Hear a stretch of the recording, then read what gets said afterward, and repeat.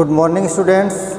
Class 10th social science में अपना जो टॉपिक चल रहा था वो चल रहा था विधिक जागरूकता।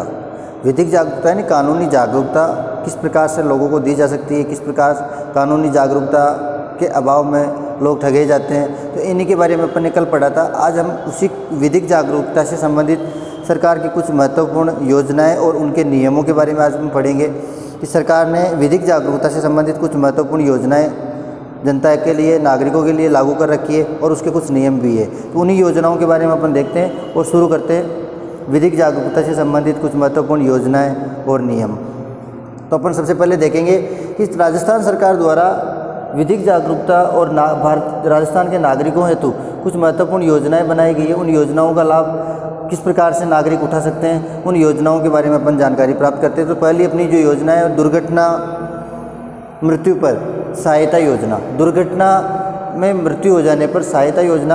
अब इस योजना का लाभ कौन कौन व्यक्ति उठा सकता है? दुर्घटना मृत्यु यानी कोई भी, अभी अपन देखते हैं आज वर्तमान में पंजीकृत श्रमिक और अपंजीकृत श्रमिक। श्रमिक यानी जो मजदूर, काम करने वाले जो मजदूर होते हैं वो दो प्रकार के होते हैं। एक तो पंजीकृत होता है यानी वो लगातार कई सालों से यही काम करते आ रहा है, तो उसका एक श्रमिक कार्ड बनता है। उस श्रमिक कार्ड के आधार पर वो क्या करते हैं, पंजीकृत मजदूर कहलाता है। श्रमिक कार्ड के आधार पर तो अपन बात कर रहे थे कि इस प्रकार दुर्घटना सहायता पर सरकार द्वारा एक योजना चलाई हुई है, जिसके अंतर्गत यदि पंजीकृत श्रमिक की दुर्घटना में मृत्यु हो जाती है तो उसके पीछे परिवार की सहायता के लिए सरकार द्वारा 5 लाख रुपए की सहायता, उसको राहत प्रदान की जाती है 5 लाख रुपए की। तो अपन बात करेंगे सबसे पहले कि दुर्घटना मृत्यु पर सहायता। पंजीकृत श्रमिक जो होता है उसकी दुर्घटना में मृत्यु होने पर उसके परिवार को 5 लाख रुपए की सहायता सरकार की तरफ से दी जाती है। पहली योजना तो ये है, लेकिन इसमें इस योजना का लाभ केवल पंजीकृत श्रमिक ही उठा सकता है, अपंजीकृत श्रमिक इसका लाभ नहीं उठा सकता। पंजीकृत यानी जिसका श्रमिक कार्ड बना हुआ है वही व्यक्ति इसका लाभ उठा सकता है। अधिकतर जो योजना है उन्हीं के ऊपर है। दूसरी योजना है चिकित्सा अनुदान राशि।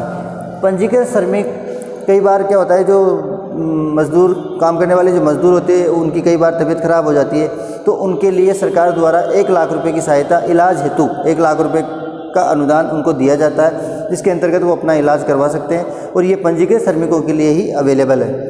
तो चिकित्सा अनुदान राशि जो है पंजीकृत श्रमिकों को इलाज हेतु 1 लाख रुपए की सहायता प्रदान करना, वो दूसरी योजना। तीसरी योजना है निर्माण श्रमिक के बच्चों को, निर्माण श्रमिक वही मजदूरी करने वाले जो पंजीकृत श्रमिक है उनके बच्चों को छात्रवृत्ति की योजना भी इसके अंतर्गत शामिल की जाती है।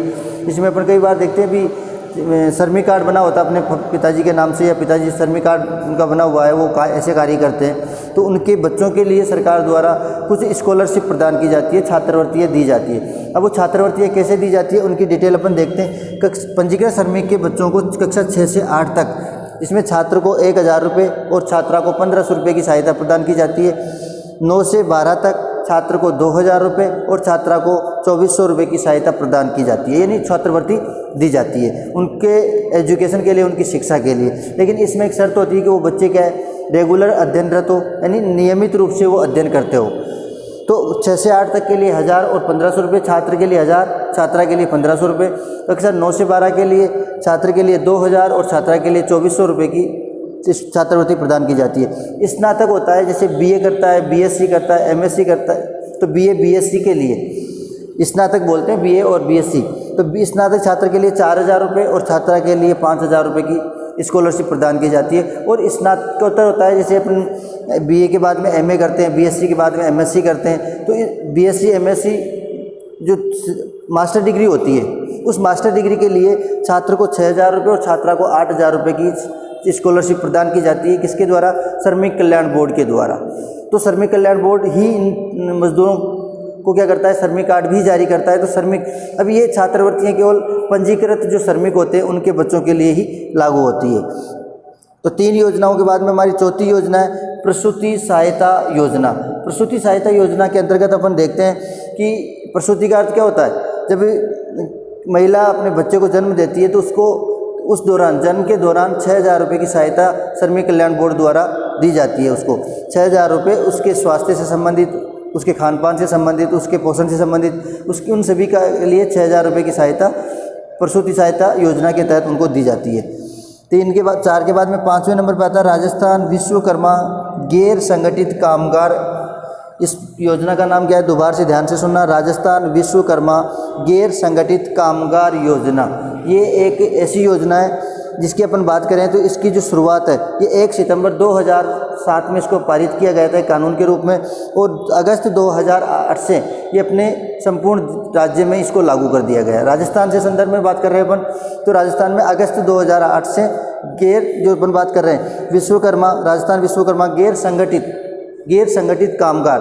अब इसमें वो सभी मजदूर शामिल किए जाते हैं जो मजदूरी का कार्य करते हैं, निर्माण कार्यों में लगे होते हैं। उन सभी मजदूरों के लिए इस योजना के तहत एक सरकार ने एक योजना बना रखी है। उस योजना के तहत कैसे काम करते हैं कि प्रत्येक व्यक्ति का क्या होगा, जो श्रमिक है उस श्रमिक का क्या होगा, इस योजना के तहत बैंक में खाता खुलवाया जाता है, और वो अल्प बचत योजना होती है।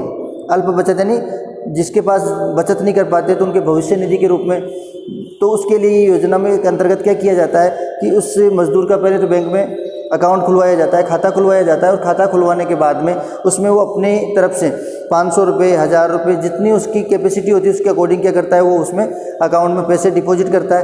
तो उसके लिए अब वो पैसे डिपॉजिट करता है तो साल भर के अंतर्गत एक सरकार भी एक अमाउंट जो होती है वो उसके अकाउंट में ट्रांसफ़र करती है। जैसे अधिकतम जो अमाउंट है वो 1000 रुपये की सहायता सरकार भी उसके अकाउंट में ट्रांसफ़र करती है। 1000 उसने जमा किए, 1000 सरकार ने जमा कर दिए। अब उसके अकाउंट में जो जमा राशि है उसके ऊपर ये है कि इस योजना के तहत उसको 8% की दर से ब्याज दिया जाता है। और ये एक अल्प बचत योजना है कि प्रति वर्ष इस प्रकार से ये अमाउंट बढ़ता जाता है कि वो अपनी कैपेसिटी के अनुसार वो भी अनुदान जमा करता है और सरकार भी अपनी तरफ से अनुदान देती है।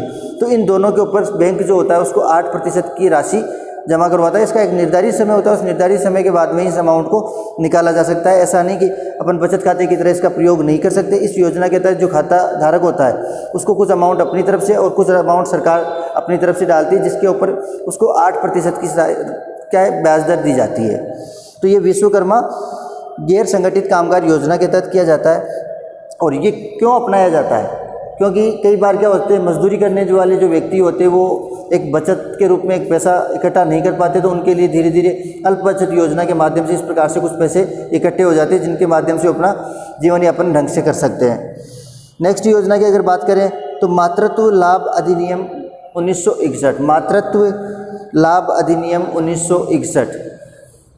आपको इन बोर्ड पर लिखे हुए कुछ वर्ड अगर समझ में नहीं आते तो आप बुक को सामने रखें और बुक में जो मैं बोल रहा हूँ उसको आप मैच करवाते जाए। बुक से आपके मैच हो जाएगा और बुक के माध्यम से भी आप, ये नोट्स है, इसका PDF भी आपको उपलब्ध हो जाएगा, तो PDF में भी आप इसके नोट्स देख सकते हो। तो आपको इसको ध्यान से सुनना है। तो इसमें अगली जो योजना है मातृत्व लाभ अधिनियम 1961।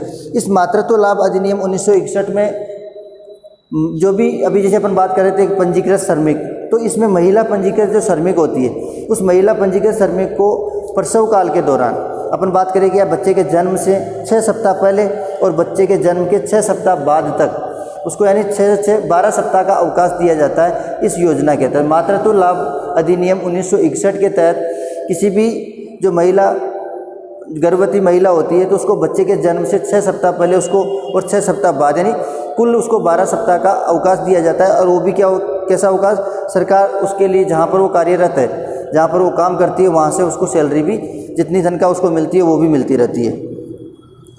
तो मातृत्व लाभ अधिनियम में 1961 में ये बना था। उसके बाद पंजीकृत महिला श्रमिक को बच्चे के जन्म से पहले 6 सप्ताह का और बच्चे के जन्म के बाद 6 सप्ताह का अवकाश दिया जाता है। तो ये 6 नंबर की योजना। 7 नंबर पे अपन बात करें कर्मचारियों की सुरक्षा हेतु यानी भविष्य निधि हेतु सरकार ने एक योजना चला रखी है, जिसमें राज्य के जो कर्मचारी होते हैं उन कर्मचारियों का एक राज्य बीमा या भविष्य निधि अकाउंट ओपन करवाया जाता है, जिसके तहत उनका बीमा कंपलसरी होता है। वो किस लिए किया जाता है, भविष्य के लिए, उनके परिवार के भविष्य की दृष्टि को ध्यान में रखते हुए इस प्रकार की योजना सरकार द्वारा संचालित की गई है, जिसके अंतर्गत क्या किया जाता है कि उनके या तो राज्य स्तर पर वो उनका बीमा करवाती है राज्य सरकार, या फिर उनकी भविष्य निधि जिसको अपन EPF प्रोविडेंट फंड बोलते हैं, उस प्रकार की एक योजना लाती है, जिसके अंतर्गत वो क्या करते हैं, थोड़ा थोड़ा करके सेविंग करते रहते हैं। राज्य बीमा और कर्मचारी भविष्य निधि योजना के तहत उनके कर्मचारियों का बीमा किया जाता है। नेक्स्ट वाला है बाल विवाह प्रतिषेध अधिनियम। बाल विवाह, अब बाल विवाह अपन किसको बोलते हैं, जैसे अपन बात करें 18 वर्ष से कम उम्र की लड़की और 21 वर्ष से कम उम्र के लड़के के लिए शादी की जाती है तो उसको अपन बोलते हैं बाल विवाह। यानी बाल विवाह की डेफिनेशन अगर सीधे सीधे अपन देंगे तो सीधी सी बात है कि शादी की जो उम्र निर्धारित उम्र है, उस उम्र से कम उम्र में शादी करना बाल विवाह कहलाता है। अब इस बाल विवाह के लिए क्या किया जाता है, अगर कोई भी व्यक्ति अपने बच्चों की 18 वर्ष से कम उम्र की लड़की और 21 वर्ष से कम उम्र के लड़के की अगर कोई शादी करता है और उस दौरान उसके खिलाफ कोई कंप्लेन हो जाती है या सरकार को उसके बारे में पता लग जाता है या उसके खिलाफ मुकदमा दर्ज होता है, तो उसके अंतर्गत उसको 2 साल की जेल और 1 लाख रुपए का जुर्माना, और हो सकता है 2 साल की जेल और 1 लाख रुपए के जुर्माने दोनों में से एक सज़ा या फिर दोनों सज़ा उसको दी जा सकती है। ये किसके ऊपर दी जाएगी? बाल विवाह प्रतिषेध अधिनियम के तहत, यानी बाल विवाह करने पर। नेक्स्ट अपन योजना है अपनी नकल विरोधी कानून। एक सरकार द्वारा एक ऐसा कानून बनाया गया जिसमें क्या होता है, नकल विरोधी। नकल विरोधी ये इसलिए ये कानून इसलिए बनाया गया कि इसके अंतर्गत क्या होता है, जैसे अपन बात करें सार्वजनिक बहुत सारी परीक्षाएं संचालित होती है, इसमें एक राजस्थान सार्वजनिक परीक्षा अधिनियम लागू किया गया, नकल विरोधी कानून, अनुचित साधनों की रोकथाम के लिए। अब अनुचित साधनों में जैसे कौन कौन सी चीज़ें आती है, जैसे अपन कोई भी सार्वजनिक परीक्षा है, जैसे अपन 10th बोर्ड की मान लें, 12th बोर्ड की मान लें, या फिर अन्य कंपटीशन एग्जाम्स जो होते हैं, उन एग्जाम्स में क्या होते हैं, जो स्टूडेंट बैठते हैं वो किसी प्रकार की अगर चीटिंग करते हैं, अनुचित साधनों का प्रयोग करते हैं और उस परीक्षा में सफल होते हैं, और यदि वो उस दौरान पकड़े जाते हैं तो उनको क्या किया जाता है, एक तो जिस एग्ज़ाम में वो बैठ रहे हैं उस एग्ज़ाम से आगे के 3 वर्षों के लिए उसको क्या कर दिया जाता है, निष्कासित कर दिया जाता है, उसके खिलाफ मुकदमा दर्ज किया जाता है, और मुकदमा दर्ज करके उसको क्या होता है, इस अधिनियम के तहत 3 माह का कारावास और नेक्स्ट एग्ज़ाम से या नेक्स्ट परीक्षाओं से क्या किया जाता है, उसको वंचित कर दिया जाता है। यदि छात्र जो होता है स्कूल में अध्ययनरत है और वो बोर्ड परीक्षाओं में इस प्रकार के अनुचित साधनों का प्रयोग करता है, तो उस बच्चे को स्कूल से निष्कासित कर दिया जाता है। अगले 3 वर्ष तक वो बच्चा किसी भी स्कूल में एडमिशन नहीं ले सकता। और ये अनुचित साधनों की रोकथाम या नकल विरोधी कानून, नकल करने के विरोध में ये अधिनियम बनाया गया, कानून बनाया गया, जिसके माध्यम से इन बच्चों के ऊपर, अब एक तो क्या होता है, इस प्रकार के जो एग्ज़ाम्स होते हैं उनमें जो अनुचित साधनों का प्रयोग करते हैं उसकी वजह से जो टैलेंटेड बच्चा होता है उन बच्चों के क्या होते हैं, अब मान लो कोई एक तो नकल करके और परीक्षा पास कर रहा है और एक अपनी मेहनत से परीक्षा पास कर रहा है। अब नकल करने वाला उससे आगे निकल जाता है और जो अपनी मेहनत से परीक्षा पास करने वाला जो होता है वो रह जाता है। तो ऐसी चीज़ों की रोक, अब अपन इसमें ये अनुमान नहीं लगा सकते कि जो परीक्षा पास करने वाला बच्चा है वो अपने दम पर या अपने मेहनत के बलबूते वहाँ पहुँचा है। तो ये चीज़ों के, इन सभी चीज़ों की रोकथाम के लिए सरकार ने ये कानून बनाया, नकल विरोधी कानून, अनुचित साधनों की रोकथाम के लिए, और इसके तहत सीधे सीधे उन बच्चों को निष्कासित कर दिया जाता है जो इस प्रकार की सामग्री का प्रयोग करते हैं। तो ये विधिक जागरूकता से संबंधित कुछ महत्वपूर्ण सूचनाएं और उनके नियम और उनके कानून, सरकार द्वारा कुछ योजनाएं जो थी उन योजनाओं के बारे में, आप इन योजनाओं में से जो भी योजना के पात्र है आप उनका लाभ ले सकते हैं। और इसकी जानकारी आप सरकार कि किसी भी ऑफिस में, अपनी जो श्रमिक कल्याण बोर्ड जो होता है उसके ऑफिस में जाकर भी इनकी जानकारी प्राप्त कर सकते हैं और इसका लाभ उठा सकते हैं। तो ये योजनाएं जो थी हमारे लिए जानना बेहद ज़रूरी है, क्योंकि हमने सिलेबस जो 10th क्लास सोशल साइंस में विधिक जागरूकता का जो चैप्टर है उसके अंतर्गत ये योजनाएं बताई गई है। आप बुक में भी देखें और इससे संबंधित आपके PDF के रूप में, असाइनमेंट के रूप में नोट्स भी आपको मिल जाएंगे, तो आप इनको कॉपी में नोट करते रहे और ध्यान से पढ़ते रहे। ओके, धन्यवाद। नेक्स्ट वीडियो में मिलते हैं सूचना के अधिकार के साथ में।